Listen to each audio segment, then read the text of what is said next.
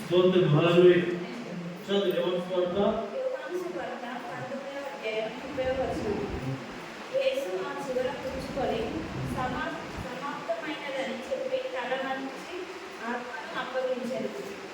ఆ దినము సిద్ధపరచు దినము, మరుసటి విశ్రాంతి దినము, మహాదినము. ఆత్మను అప్పగించండి.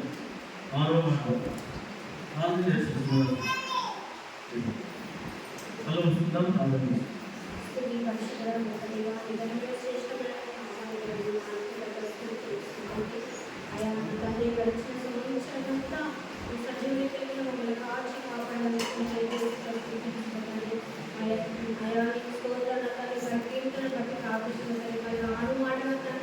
నీ వాడన కన్నా ఆ బిడ్డ మాట మాట్లాడని తెలుసుకుంటున్నాను తండ్రి. 7 మాటలన్నా సరే 6 మాటలు తండ్రి ఆ బిడ్డ మాట్లాడని తెలుసుకుంటున్నాను తండ్రి. అందరికీ దీవించి ఆశీర్వదించమని ప్రతి నాయన తప్పనిస్తూ ఆయన 7 మాటలు మాట్లాడి బిడ్డలందరికీ సజీవులుగా కాచి కాపాడుకొని ప్రతి ఒక్కరికి పేరు పేరు వాటిలో దీవించమని తగ్గించుకుని నామాలు